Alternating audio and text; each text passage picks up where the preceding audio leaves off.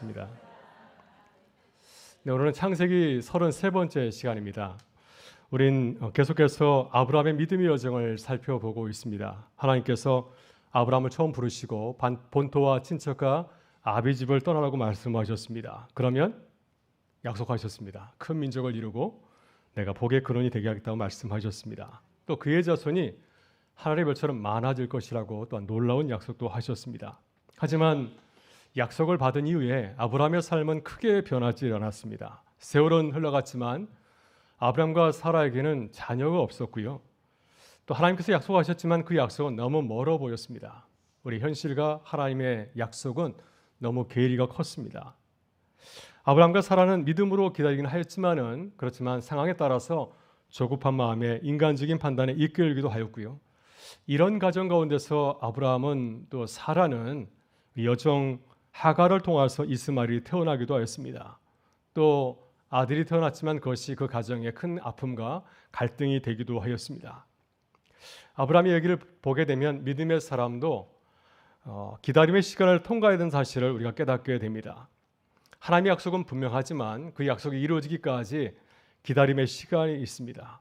이 기다림의 시간은 우리에게 참 의미가 있는 것 같아요. 그 시간이 강요와 같은 시간이지만 그 시간을 통해서 우리의 모습이 하나님의 자녀로 회복되어 가는 훈련받는 이 훈련 학교가 아닌가 생각이 듭니다. 오늘 본문은 이제 그 기다림의 끝에서 드디어 하나님의 약속을 이루어주는 그 장면을 보게 됩니다. 하나님께서는 아브라함과 사라에게 선물을 주셨습니다. 오랫동안 약속했던 그 선물, 아들 이삭을 이제 선물로 주시죠. 동시에 또 하나님께서는 강해로 쫓겨난 이 하갈과 이스마엘도 잊지 않으시고 그들에게도 마찬가지로 약속을 주시고 그 약속을 이루어 가십니다. 그래서 창세기 21장은 결국 두 아들의 이야기입니다. 이스마엘과 이삭의 이야기고요. 또 더 나가게 되면은 약속을 잊지 아니하고 그것을 이루어 주신 하나님의 이야기이기도 합니다. 사람은 약속을 쉽게 잊어버리기도 하고 또 상황을 보면서 쉽게 낙심하기도 하지만 하나님은 그렇지 않으시죠. 하나님께서는 자신이 하신 말씀을 끝까지 기억하시고 또 그것을 이루어 가시는 놀라운 분이신 줄 믿습니다. 오늘 말씀을 통해서 우리가 한 가지 붙들어야 될 매우 놀라운 진리의 말씀이 있습니다. 그것이 무엇일까요? 그것은 하나님께서 반드시 약속을 이루시는 분이라는 사실입니다. 우리가 생각하는 그 시간표와 또 하나님께서 말씀하신 시간표가 다를 수 있습니다. 또 우리가 기대하는 방법과 하나님께서 말씀하시는 방법이 전혀 다를 수가 있습니다. 때로는 너무 늦게 보이기도 하고 또 때로는 그 사실이 불가능해 보일 때도 참 많이 있지 않습니까? 하지만 하나님께서는 결코 이 약속을 잊지 않는다는 사실입니다. 그래서 오늘 말씀을 통해서 약속을까지 이루시는 그 하나님을 바라보면서 또 우리에게 주신 약속을 끝까지 이루시는 그 사실을 바라보면서 우리의 믿음을 다시금 새롭게 하는 귀한 은혜 시가 되기를 주의 이름으로 축원합니다. 하나님께서는 아브라함에게 약속을 주신다는 약속을 끝내 이루십니다. 여러분 창세기 21장은 오랫동안 기다려 하나님의 약속이 드디어 성취되는 놀라운 감격의 그 모습을 우리에게 전해주고 있습니다. 1절 말씀은 이렇게 전하는데요. 같이 한번 읽어보겠습니다. 여호와께서 말씀하신 대로 사라를 돌보셨고 여호와께서 말씀하신 대로 사라에게 행하셨으므로 1절 말씀을 보게 되면 똑같은 표현이 두 번 반복되어 있습니다. 하나님께서 말씀하신 대로 여호와께서 말씀하신 대로 이 말씀이 두 번 반복되고 있습니다. 하나님께서 말씀하신 대로 아브람과 사라를 돌보셨고 하나님께서 말씀하신 대로 아브람과 사라에게 그대로 행하셨다는 말씀입니다. 이 말씀은 무엇을 뜻하나요? 이삭의 탄생이 우연히 이루어진 것이 아니라는 사실을 강조하고 있습니다. 이삭은 인간의 노력이나 가능성의 결과가 아니라 하나님께서 약속하신 것을 이루신 결과가 아니겠습니까? 사실 하나님께서 아브라함에게 처음 약속하신 것은 아주 오래전의 일이었습니다. 처음 창세기 12장을 보게 되면 처음 부르셨을 때 이 두 사람에게 큰 민족을 약속하지 않았습니까? 내가 아브라함과 사라 두 사람을 통해서 큰 민족을 이루시겠다. 아브라함의 가정은 자녀가 귀한 가정이었습니다. 하나님께서 그 가정에게 이 말씀을 주셨을 때 아브라함과 사라는 그 말씀을 붙잡았습니다. 아 그래? 그 말씀 붙들었습니다. 창세기 15장을 보게 되면 불안해하는 아브라함과 사라에게 어떤 말씀하셨습니까? 하늘의 별을 보여주면서 너희 자녀가 이와 같을 것이다. 너의 몸에서 태어난 자녀가 너의 상속자가 될 것이라는 말씀을 하십니다. 또 창세기 17장에서는 그들의 이름을 바꾸지 않았습니까? 아브라함은 아브라함으로, 사레는 사라로 이름까지 바꿔주시면서 다시 약속하십니다. 또 창세기 18장을 보게 되면 하나님께서는 구체적인 시기를 알려주시죠. 내년 이맘때에 내 아내 사라에게 아들이 있으리라. 근데 이 약속이 이루어지기까지는 우리 인간의 시간에 따르면 25년이 걸렸습니다. 75세 때에 하나님의 부르심을 받은 이후로 이제 20년이 지났을 때 아브라함의 나이가 이제 100세가 되었을 때 드디어 이 약속을 이루어 주었습니다. 인간적으로 보게 되면 이 나이는 모든 것이 지난 시기가 아니겠습니까? 모든 가능성이 끝난 그런 상태이죠. 의학적으로도 불가능하였고 또한 상식적으로도 불가능하고 경험적으로 도저히 약속을 이루시겠다는 그 희망을 갖기에는 어려운 그러한 나이가 아니겠습니까? 하지만 하나님께서는 우리의 모든 가능성이 그 무너진 자리에서 당신의 능력을 친히 드러내 보여주셨습니다. 우리는 종종 하나님의 약속보다 무엇을 더 중요하게 생각하나요? 하나님의 약속을 붙잡기보다는 하나님 말씀하셨잖아 라는 사실을 강조하기보다는 우리 현실을 바라볼 때가 얼마나 많이 있습니까? 눈에 보이는 상황을 보면서 낙심하고 또 시간이 길어질수록 하나님께서 나를 잊어버리신 건 아닌가? 하나님께서 혹시 잊어버린 것은 아닌가? 하는 의심을 가질 때도 있지 않습니까? 하지만 오늘 본문은 우리에게 분명히 말씀하고 있습니다. 하나님은 약속을 결코 잊지 않으십니다. 하나님의 침묵은 하나님의 포기가 아니죠. 또 하나님의 기다림은 약속의 취소가 결코 아닙니다. 하나님은 자신의 시간표에 따라서 하나님이 생각하실 때 가장 좋은 시간에 하나님의 은혜를 가장 충만히 누릴 수 있는 그 시기 가운데 주님의 약속을 이루신 줄 믿습니다. 전도서 3장 11절은 인생의 그 비밀, 이 미스테리, 신약의 미스테리를 이렇게 전하지 않습니까? 하나님 모든 것을 지으시되 때를 따라 아름답게 하셨고 하나님께서 모든 것을 지으시되 당신의 뜻대로 가장 아름답게 만드셨음을 우리에게 강조하고 있습니다. 하나님의 약속에는 하나님의 때가 있습니다. 하나님의 때는 달리 말하면 어떤 때일까요? 가장 아름다운 때, 하나님 보시기에 가장 필요한 때, 우리에게 가장 은혜가 되는 때가 아니겠습니까? 마침 하나님께서는 약속하신 아들을 주십니다. 아브라함과 사라는 그 아들의 이름을 무엇이라 정하였나요? 그 아들의 이름을 이삭이라 하였습니다. 그 이름의 뜻은 우리가 잘 아는 것처럼 웃음이란 뜻을 담고 있죠. 여러분 창세기를 보게 되면 여러 번 웃음이 등장하지 않습니까? 처음에는 아브라함과 사라는 믿지 못해서 웃었습니다. 하나님께서 아들을 주신다고 말씀하셨을 때 아브라함은 속으로 웃었습니다. 겉으로 웃으면 혼날까 봐 속으로 웃지 않았습니까? 또 사라에게도 말씀했을 때도 사라 마찬가지로 장막대에서 몰래 웃었습니다. 그때 그들의 웃음은 기쁨의 웃음이 아니었죠. 드디어 하나님께서 이제 아들을 주시는구나. 드디어 주시는군요. 감사해서 터뜨리는 웃음이 결코 아니라 의심의 웃음이었습니다. 내가 이만큼 늦었는데 이 나이에 내가 무슨 아들을 낳으겠습니까? 민망하겠으리 무슨 아들입니까? 이렇게 의심하는 웃음을 터뜨리지 않았습니까? 하지만 이제 드디어 하나님께서 약속하신 아들을 주셨을 때 그들의 웃음의 질이 달라지지 않았습니까? 사라는 6절에서 이렇게 고백하고 있습니다.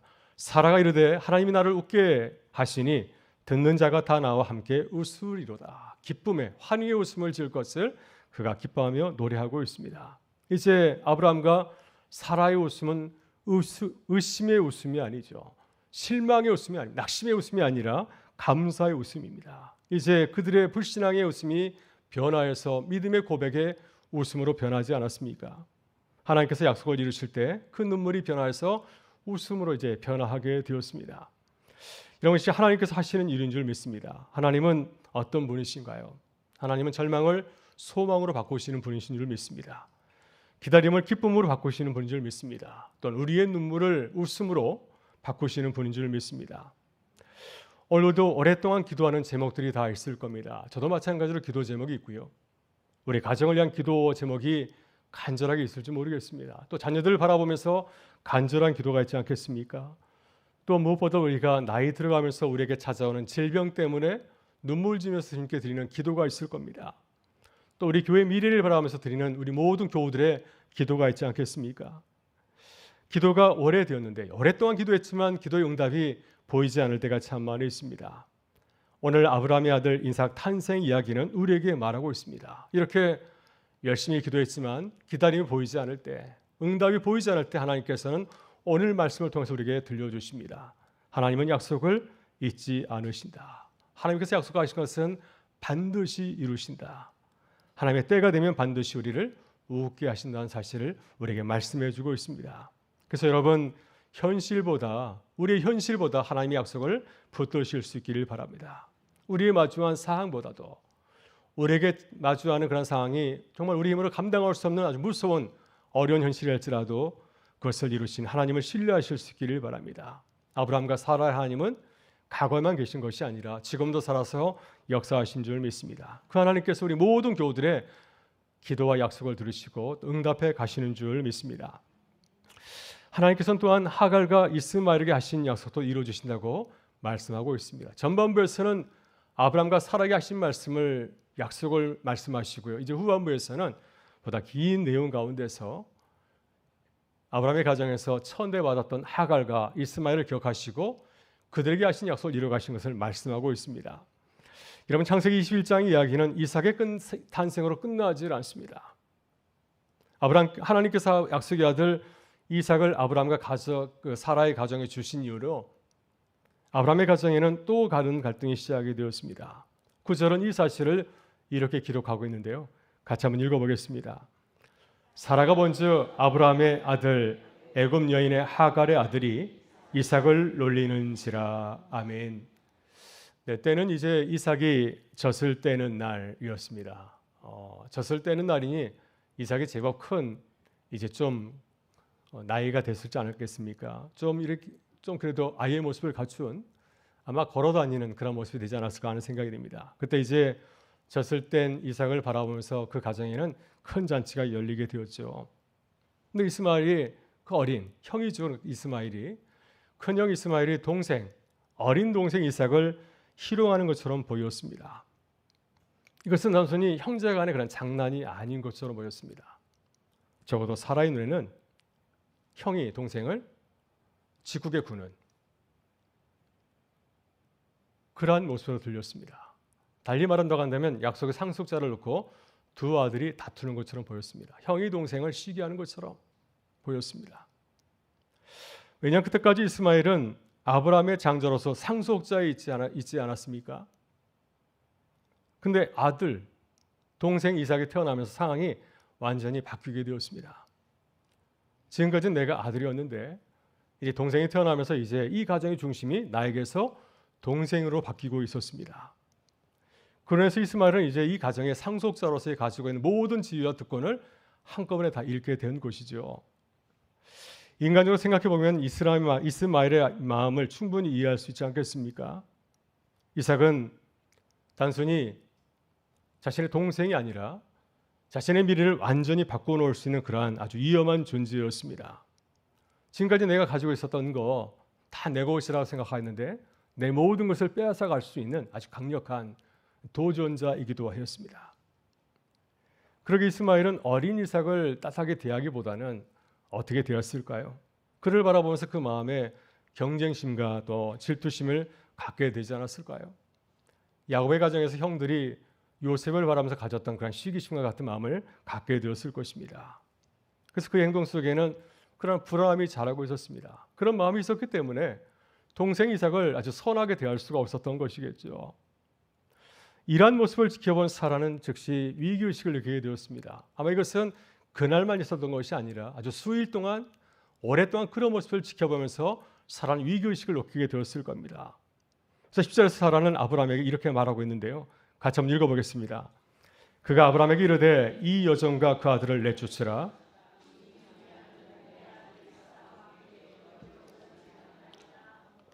아멘. 이 종의 아들은 내 아들 이삭과 함께 기업을 얻지 못하리라. 여러분, 사라와 하갈의 갈등은 아주 오래전부터 시작되지 않았습니까? 창세기 16장을 보게 되면 사라는 자신이 아들을 낳았다 생각해서 자신의 여종 하갈을 아브라함에게 들여보내서 아들을 낳게 되지 않습니까? 근데 이제 여종 하갈이 아이를 갖게 되자 갑자기 태도가 돌변해서 여주인 사라를 갖다가 업신여기게 됩니다. 그래서 두 사람의 관계가 깨지게 되죠. 이 사실을 알게 된 여주인 사라가 자신의 여종을 가만둘 수 있겠습니까? 그래서 그녀를 괴롭히기 시작합니다. 이런 갈등이 이삭이 탄생한 이후까지 계속해서 이제 계속 되어지고 있는 겁니다. 여러분, 스페인의 수도 마드리드에서 1시간 정도 떨어진 곳에 엘 에스코리알이라고 하는 왕궁이 있다고 한답니다.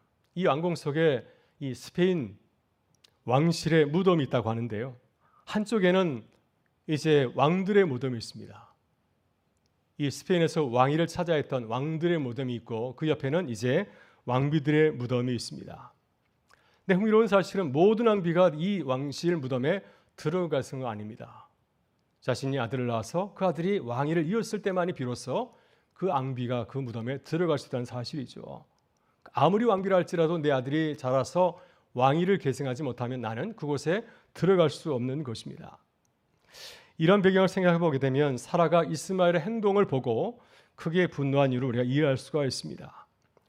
사라는 이스마엘이 단지 자신의 어린 아들을 괴롭혔기 때문에 화를 낸 것은 아닐 겁니다. 그녀는 지금 이스마엘이 이 가정의 상속자인 자신의 아들의 지위를 위협하고 있다고 생각하기 때문이었습니다. 그래서 사라는 어떻게 말하고 있습니까? 이 아들을 내쫓으라, 이렇게 요구하고 있는 거죠.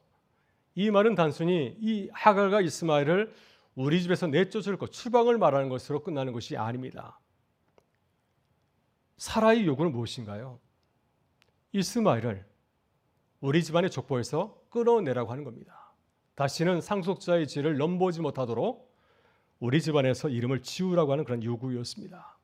그래서 사라는 자신의 아들이 이삭이 이 가정의 상속자를 분명히 하려고 하는 그 요구를 자신의 남편 아브라함에게 요구한 것이었습니다. 나가서 이 사건은 단순히 하갈과 사라만의 갈등은 아니었죠.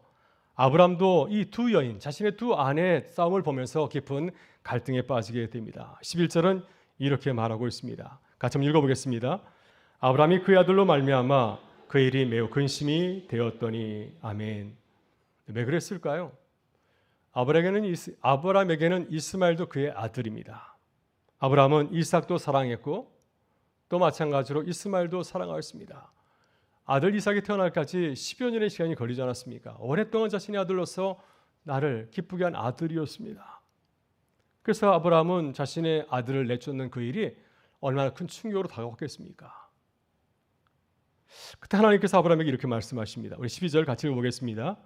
하나님이 아브라함에게 이르시되 내 아이나 내 여종으로 말미암아 근심하지 말고 사라가 내게 이른 말을 다 들으라. 이삭에게서 자라야 넷이라 부를 것이니라. 아멘. 하나님께서 분명히 말씀하십니다. 이 가정의 족보는 누구로부터 이어지는 겁니까? 약속의 아들 이삭을 통해서 이어질 것이라고 분명히 말씀하였습니다. 그리고 한 말씀 더 말씀하십니다. 13절에서 이렇게 말씀하시죠. 그러나 여종의 아들도 넷이니 내가 그로 한 민족을 이루게 하리라 하신지라. 여기서 우리는 놀라운 하나님의 은혜를 발견하게 됩니다. 하나님은 이삭에 대해서만 말씀하신 것이 아니라 누구에 대해서 말씀하셨습니까? 또 다른 아들 이스마엘에 대해서 분명히 말씀하였습니다. 이스마엘을 버리지 않으셨습니다. 하나님의 선택은 둘 중에 하나만 선택하고 다른 것을 버리는 것이 결코 아닙니다.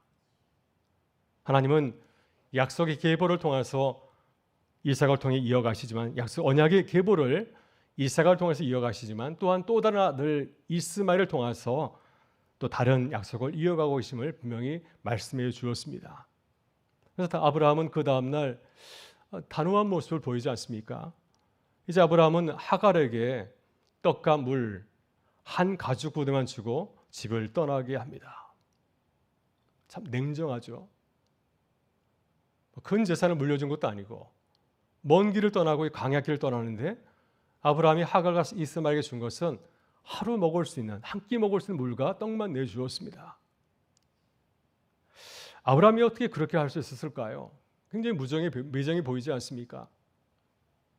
근데 그가 이렇게 했던 것은 하나님의 말씀과 약속을 신뢰했기 때문이었습니다. 나중에 우리는 아브라함에서 그런 모습을 발견하게 됩니다. 다음 장인 창세기 2장 22장을 보게 되면 하나님께서 아브라함에게 내 아들 이삭을 데리고 모리아산에 가서 번제라 드리라고 했을 때 아브라함은 조금도 주저하지 않았습니다. 하나님 말씀하시니 그 말씀을 믿고 단호하게 떠나지 않습니까? 혹시 아내가 방해가 될까 봐 사라와 함께 떠나지 아니하고 아들과 함께 떠나게 되지 않았습니까? 왜 그렇게 했을까요? 하나님의 약속을 신뢰했기 때문이었습니다. 자신에게서는 도저히 방법이 나오지 않지만 하나님 말씀하시고 지켜주신다고 하니 그 말씀을 의지하였기 때문에 과감하게 그 약속을 준행한 것이었습니다. 그래서 아브라함은 하갈과 이스마엘을 내보내는 아주 어려운 결정을 순종할 수가 있었습니다. 그래서 이러한 모습은 이전의 아브라함과 전혀 다른 모습이죠. 하나님의 약속을 신뢰하는 아브라함의 그 믿음의 모습을 우리에게 보여주고 있습니다. 그렇지만 하갈과 이스마엘이 집을 나가는 장면은 참으로 비극적입니다. 우리가 아브라함의 단호한 믿음을 노래할지 모르겠지만 하갈과 이스마엘의 입장에서 보게 된다면 얼마나 절망적인 상황인가요? 우리 자신이 하갈과 이스마엘을 한다면 이 상황을 어떻게 받아들일 수 있겠습니까? 이제 하갈은 항해를 헤매기 시작하게 되죠. 얼마 가지 못해서 물이 떨어졌을 것입니다. 떡도 떨어지고 아무런 희망이 보이질 않습니다. 그때 하갈은 아들을 떨기나무 아래 두고 멀리 떨어져 있습니다. 16절은 그 상황을 이렇게 말씀하고 있는데 같이 읽어보겠습니다. 이르되 아이가 죽는 것을 참아 보지 못하겠다 하고 화살 한바탕 거리 떨어져 마주 앉아 바라보며 소리 내어 우니 나는 자식이 죽는 걸 참아 지켜보지 못하겠노라. 내 옆에서 아들이 죽어가는 모습을 지켜보지 못하기 때문에 거리를 두고 아들을 바라보고 있습니다. 어머니로서 가장 고통스러운 순간이 아니겠습니까? 집에서 쫓겨났고 남편도 없고 자신을 도와줄 사람도 없고 강의 한가운데서 모자가 지금 죽어가고 있습니다. 모든 것이 끝난 것처럼 보였습니다.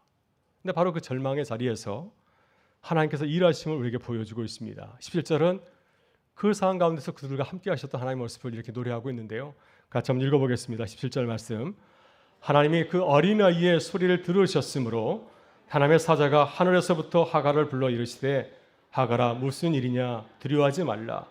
하나님이 저기 있는 아이의 소리를 들으셨나니. 아멘.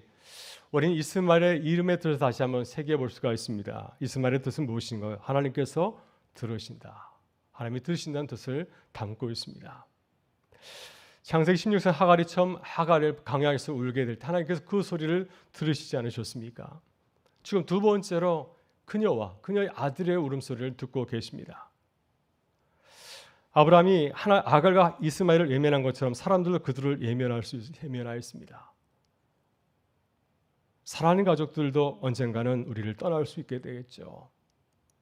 세상도 마찬가지로 우리에게 관심을 주지 않고 우리의 존재를 잊어버릴 수 있습니다. 제가 10년간 미국에 살다 보니까 연락을 자주 안 했더니 와서 보니까 나를 기억하지 못한 분들이 굉장히 많이 있더라고요. 제가 먼 길 떠나는 친구 목사님들이나 후배 목사님 이런 얘기합니다. 연락 자주 해라. 그래야 너희를 잊지 않는다. 이런 얘기 했는데 시간이 지나면 사실 많은 사람들 우리를 잊지 않습니까? 근데 중요한 것은 무엇인가? 오늘 본문에서 중요한 것은 무엇입니까? 모든 사람이 하갈과 이스마엘을 잊었지만 하나님께서는 그들의 소리를 들으셨다는 사실입니다. 그들의 눈물의 기도를 들으시고 아무도 알아주지 않는 자신의 가족이었던 아브라함과 사라도 알아주지 않는 그 울음소리를 하나님께서는 친히 들으셨습니다. 그래서 하나님께서는 어떻게 하셨습니까? 천사를 보내어서 그들에게 말씀하지 않습니까? 17절의 말씀입니다. 두려워하지 말라. 하나님이 저기 있는 아이의 소리를 들으셨느니라. 또 이어서 이렇게 말씀하십니다. 18절 말씀입니다. 일어나 아이를 일으켜 내 손으로 붙들라. 그가 큰 민족을 이루게 하리라 하시니라. 이 말씀은 하나님께서 아주 오래전에 하갈에게 주셨던 약속의 반복입니다. 하나님은 약속을 잊지 않으시죠. 하나님께서는 하갈의 눈을 열어서 우물을 보게 하셨습니다. 여러분 19절은 하나님께서 이 하갈에게 주셨던 놀라운 은혜를 이렇게 소개하고 있습니다. 하나님이 하갈의 눈을 밝히셨으므로 샘물을 보고 가서 가죽 부대에 물을 채워다가 그 아이에게 마시게 하였더라. 여러분 사실 그곳에 우물은 이미 있었을 것입니다. 단지 갑자기 생겨난 것이 아니라 이미 있음에도 불구하고 하갈이 그것을 알지 못하기 때문이죠. 그래서 문제는 무엇입니까? 우물이 없는 것이 아니라 그것을 모지 못하는 우리의 한계가 문제가 아니겠습니까? 우리의 절망이 가끔 앞을 보지 못하고 또 길을 찾지 못할 때가 참 많이 있습니다. 하나님께서 이 하갈의 눈을 열으셨을 때 그들은 비로소 우물을 발견하게 되고 또 우물에 가서 물을 찾게 되었습니다. 우리의 삶도 마찬가지입니다. 문제가 해결되지 않을 때보다 더 힘든 것은 무엇인가요? 문제보다 더 큰 문제는 무엇입니까? 희망이 보이지 않을 때가 아니겠습니까? 하나님께서는 광야 가운데서도 우물을 준비하시는 분이신 줄 믿습니다. 또 하나님께서 우리가 보지 못했던 놀라운 길, 우리가 아직 깨닫지 못한 그 길을 이미 예비하시고 또한 우리에게 보여주는 줄 믿습니다. 오늘 본문 20절과 21절은 이 하갈과 이스마엘의 이야기의 결론을 이렇게 우리에게 전하고 있습니다. 같이 한번 읽어보겠습니다. 하나님이 그 아이와 함께 계심에 그가 장성하여 광야에서 거주하며 할 쏘는 자가 되었더니 그를 위하여 애굽 땅에서 아내를 얻어 주었더라. 아멘. 여러분, 이것이 하갈과 이스마엘 이야기의 핵심입니다. 그 내용이 무엇입니까? 하나님께서 그들과 함께 하셨습니다. 그들과 함께 하셨습니다. 비록 집에서 쫓겨났지만 갈 바를 알지 못했지만 하나님께서 그들의 길을 인도하고 계셨습니다. 사람은 그들을 버렸지만 하나님께서는 그들을 버리지 않으셨습니다. 그들과 함께 하셨고 그들을 보게 하셔서 우물을 발견하게 하셨고 또한 그들을 통해서 큰 민족을 이루게 하셨습니다. 하나님께서는 이삭에게 하신 약속도 이루셨고 또한 이 하갈과 이스마엘에게 주신 약속도 이루셨습니다. 그래서 오늘 두 이야기를 통해서 들려주실 것은 무엇인가요? 하나님은 약속을 이루시는 분이라는 사실입니다. 이 하나님께서 강의 길을 걷고 있는 우리의 길도 인도하여 주시고 또 열어가실 줄 믿습니다. 하나님은 오늘도 약속을 이루십니다. 창세기 21장은 이삭의 이야기지만 또한 이스마엘의 이야기이기도 합니다.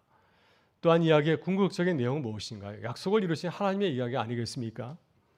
하나님은 아브라함과 사라에게 하신 약속을 이루셨습니다. 인간도 도저히 불가능해 보이는 그런 이야기였지만 어떻게 100세의 아이를 낳을 수 있을까요?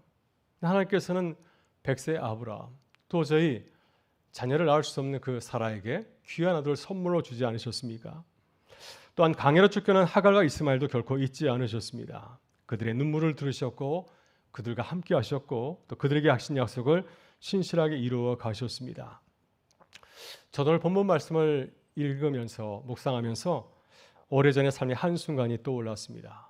30살 목사 안수를 받을 무렵에 저도 참 어려운 순간이 있었습니다. 현실적으로 많은 어려운 문제가 있어서 왜 이 어려울 때 내게 목사 안수를 받게 하시나 하는 생각을 한 적이 있습니다. 그때 기도원에 올라가서 한동안 기도하면서 이런 기도를 드린 적이 있습니다. 하나님, 제 길을 이루어주시면 제가 주를 위해서 열심히 섬기는 목사가 되겠습니다 하는 기도를 드린 적이 있습니다. 당시에는 기도를 드렸지만 하나님께서 어떻게 이루어주실까 의심이 되기도 하고 또 어떻게 이루어지실까 이런 불확실한 마음이 들었지만은 그저 저는 그때 할 수 있는 것이 맡기는 것밖에 없었습니다. 맡기는 거 외에는 내가 길이 없었으니까요. 그래서 앞이 보이지 않지만 마음을 내어서 마음을 다해서 간절하게 기도했던 그 순간이 있습니다. 오늘 말씀을 준비하면서 다시 그간의 세월을 돌아보니 한 30년이 지났더라고요. 돌아보니 하나님께서 제 기도를 들으셨고 그 약속 하나하나 이루어 가신 것을 깨닫게 되었습니다. 제가 생각한 그 길은 아니었지만 하나님은 나름대로 가장 좋은 길로 지금까지 인도하신 줄 믿습니다. 우리는 때때로 응답이 늦었다고 생각이 듭니다.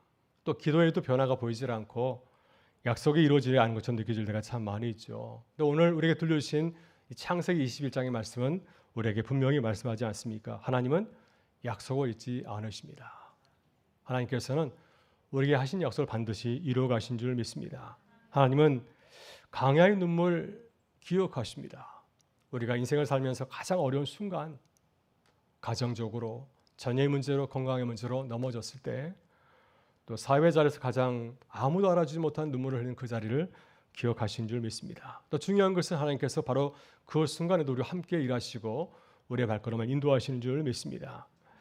여러분, 눈에 보이는 현실보다도 하나님의 약속을 더 붙드실 수 있기를 바랍니다. 이해되지 상황이 보일지랄지라도 그 상황 가운데서도 우리의 길 인도하신 하나님의 때를 신뢰하실 수 있기를 바랍니다.